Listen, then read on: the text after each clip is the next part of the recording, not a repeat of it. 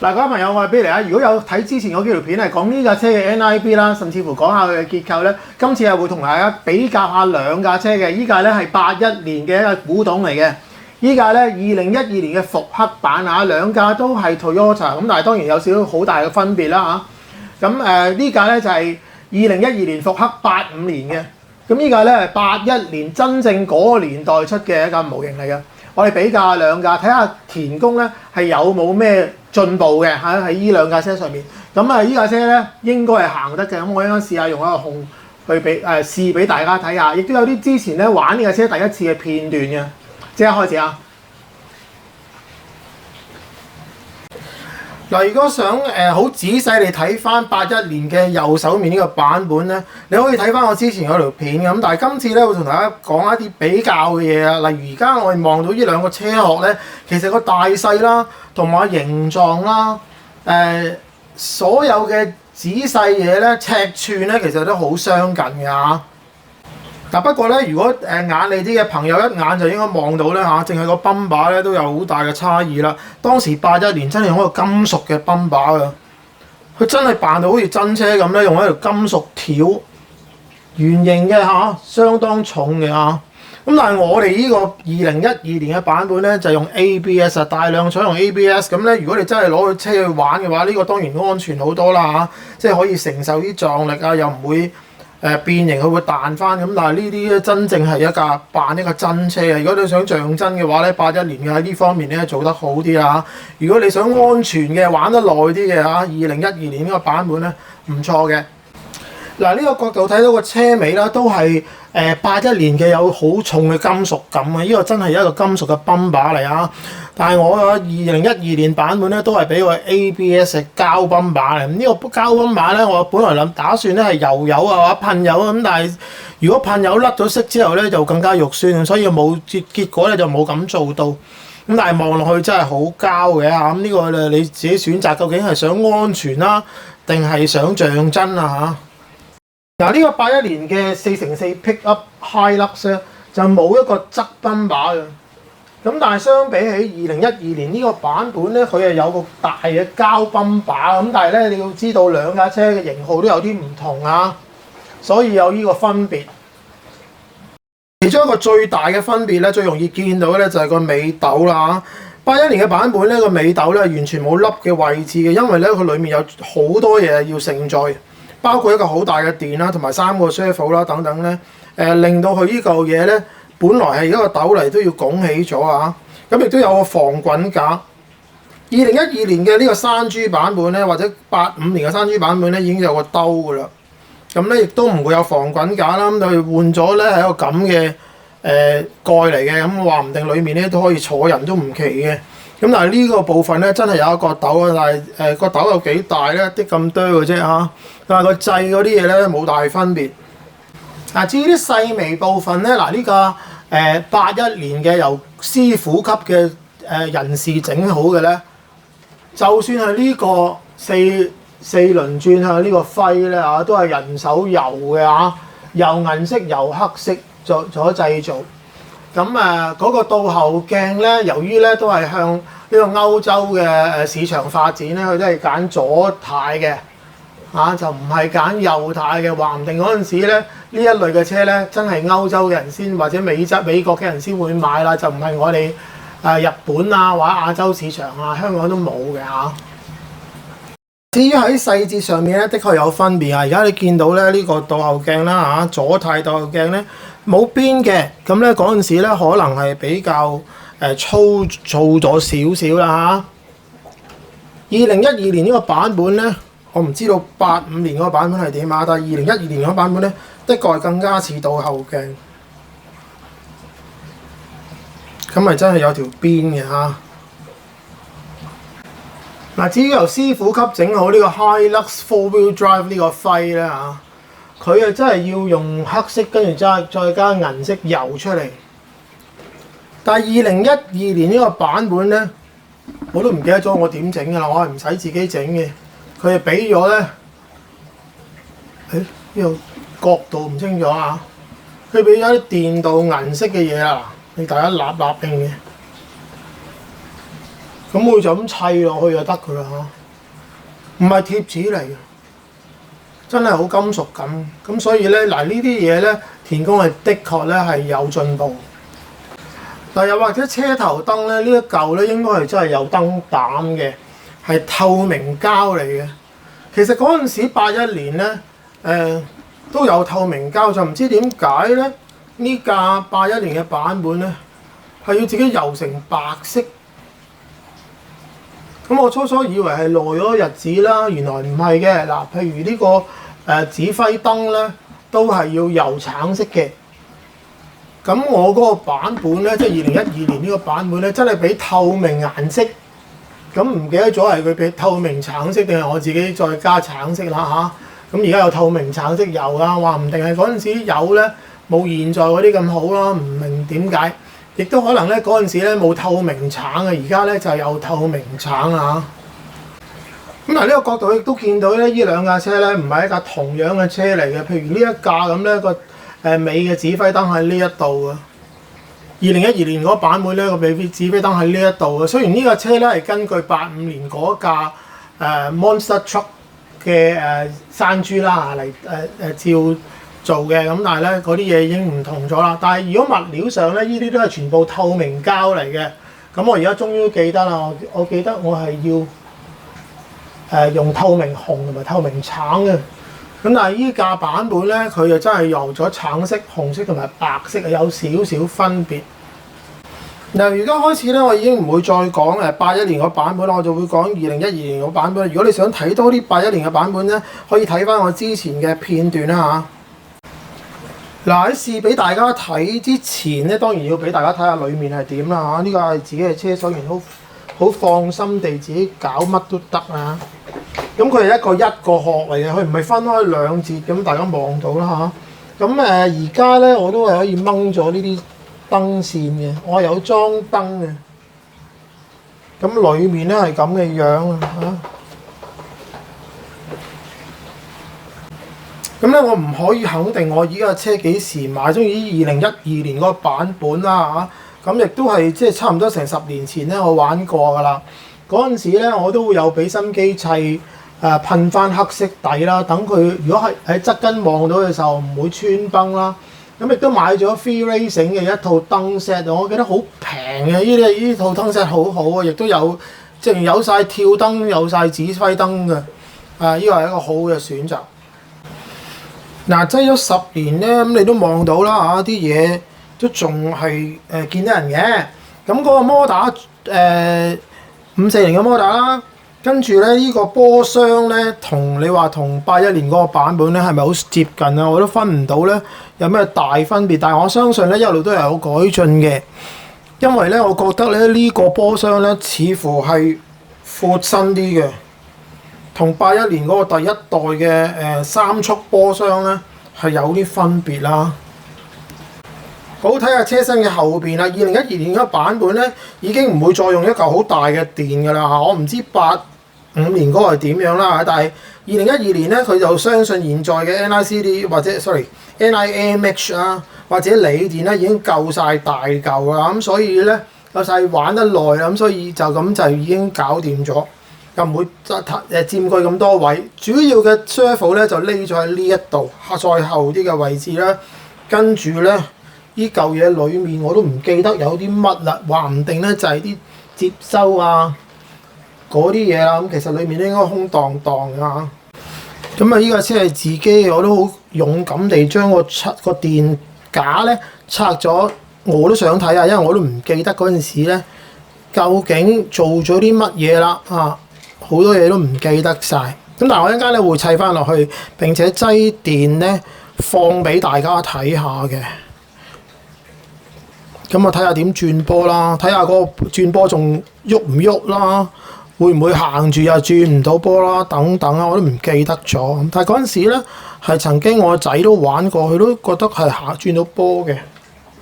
好啦，咁呢個角度就好清楚咧，見到轉波嗰個 servo 伸出嚟嗰條推杆啦嚇，原來咁粗嘅新款啲嘅波頭啦，跟住拖喐呢條棍，咁仲有冇其他嘢 set 住咧？好似冇啊，冇乜特別嘅嘢啦嚇。咁啊已經夠嘅，足夠地轉到波。咁呢條棍咧就係轉左右，一路咁樣伸出嚟，去到車頭。咁呢嚿轉向嗰嚿膠咧，亦都係新款嘅嚇，就唔知係咪85年嗰個版本啊？但係一定唔係81年嗰個版本啊，咁樣嘅。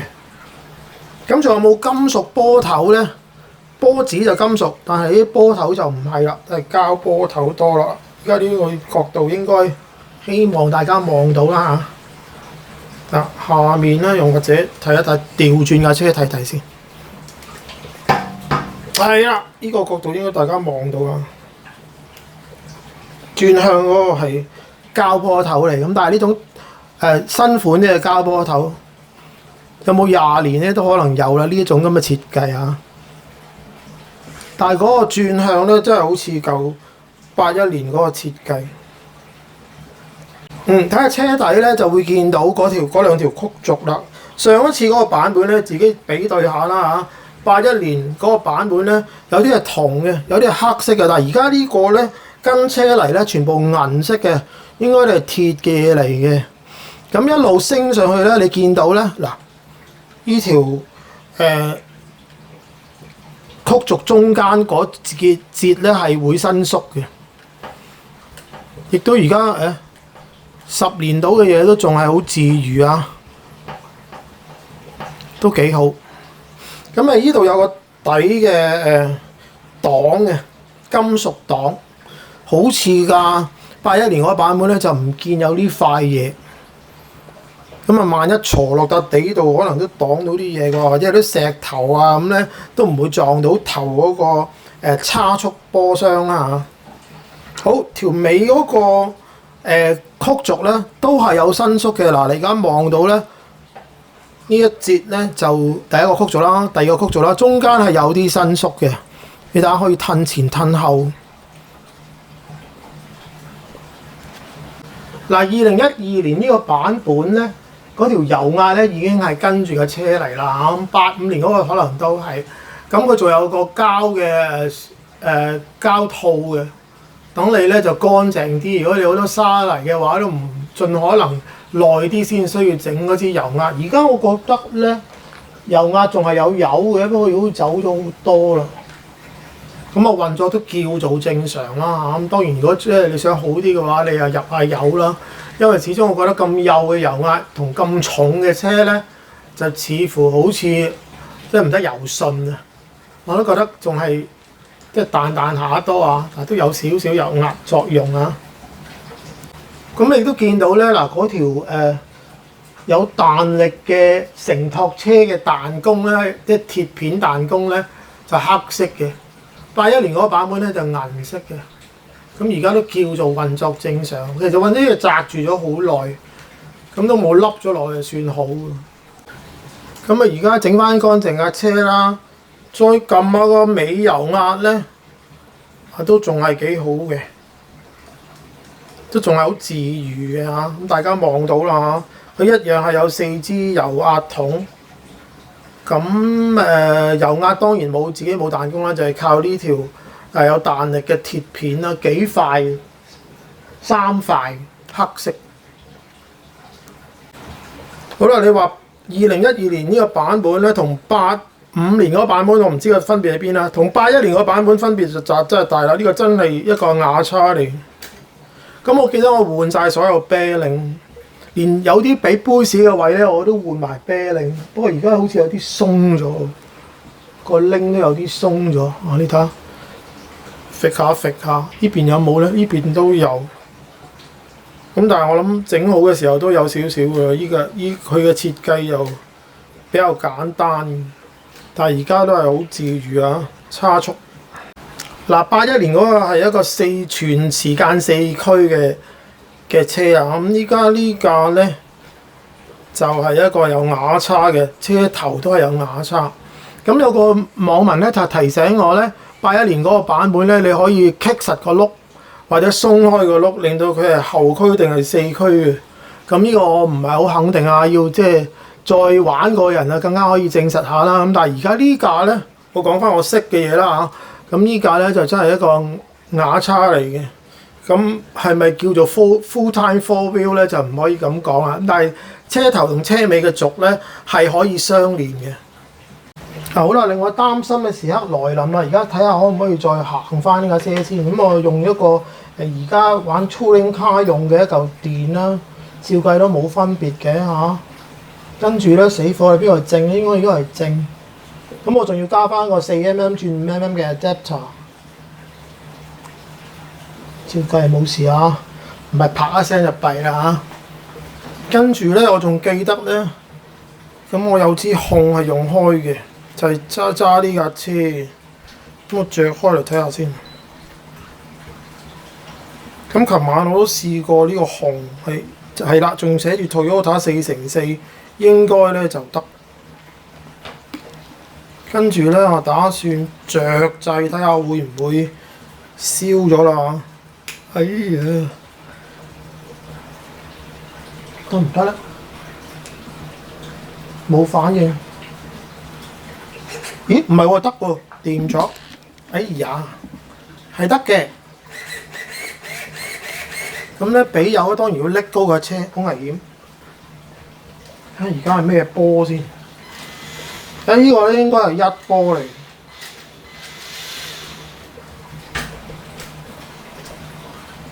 咁我亦都可以選擇高啲嘅波嘅，就拍呢度啊。咁試下拍3波先啊。係啦，嗱，而家個後轆喐，個前轆就唔喐嘅。咁呢個應該係3波嚟。咁睇下個2波得唔得先啊？因為見到咧，留意到咧，呢度呢個位咧改咗。係啦，呢個中間位咧應該係2波。睇下點先啊？哦，原來2波都係淨係後驅嘅，所以只有1波咧係 full time four wheel。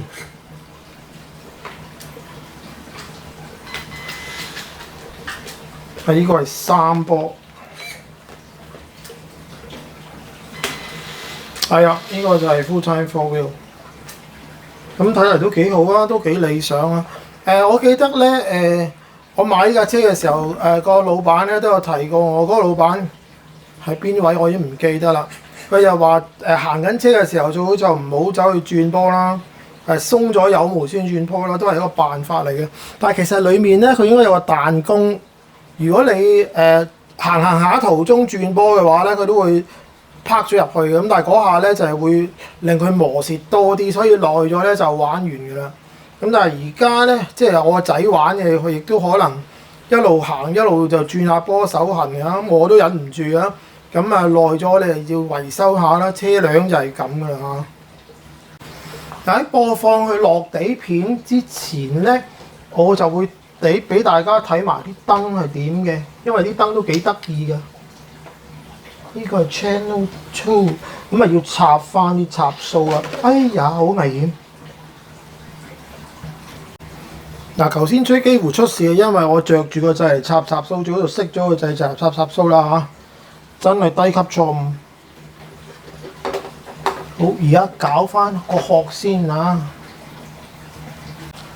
嗱，攝影嘅角度就係啦，但係如果我而家見到咧，頭燈同埋下面嗰盞橙燈都着咗啦，霧燈都着咗啦，轉彎咧係有指揮燈嘅，咁所以呢啲咁簡單嘅裝置咧，如果整咗架車一定要整埋啊，又唔係好貴。車尾係點嘅咧？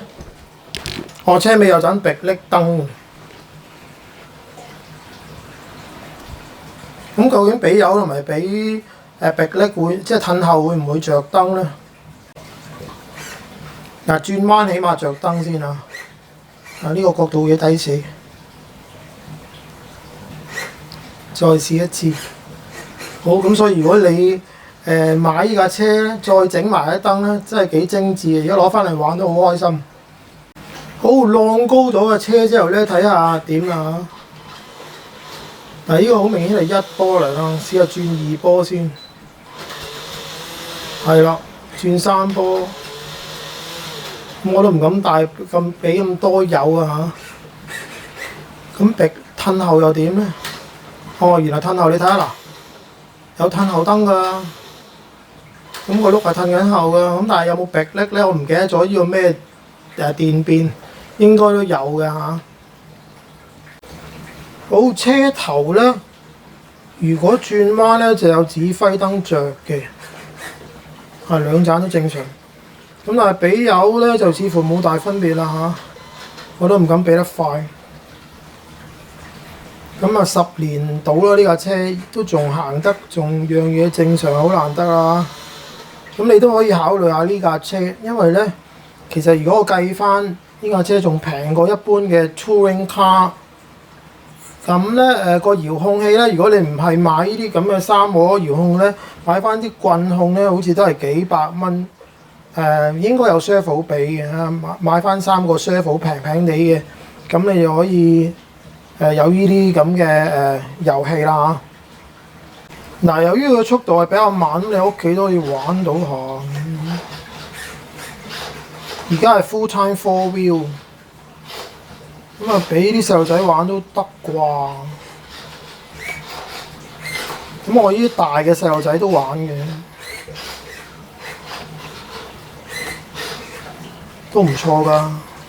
咁大家咧跟住可以睇到咧我好多年前咧就玩過呢架車嘅片段啦。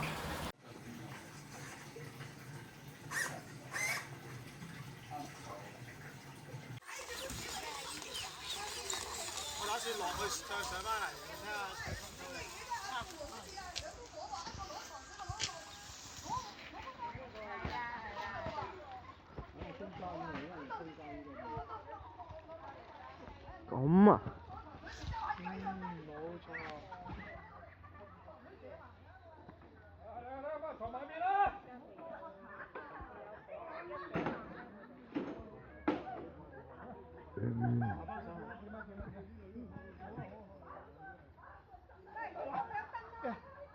俾我成浪高咗。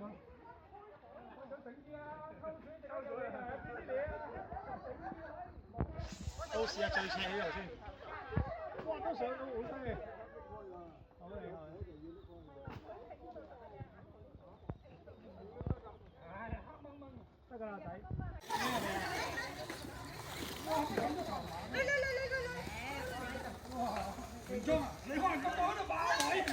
冇事得啦，嗰度唔該。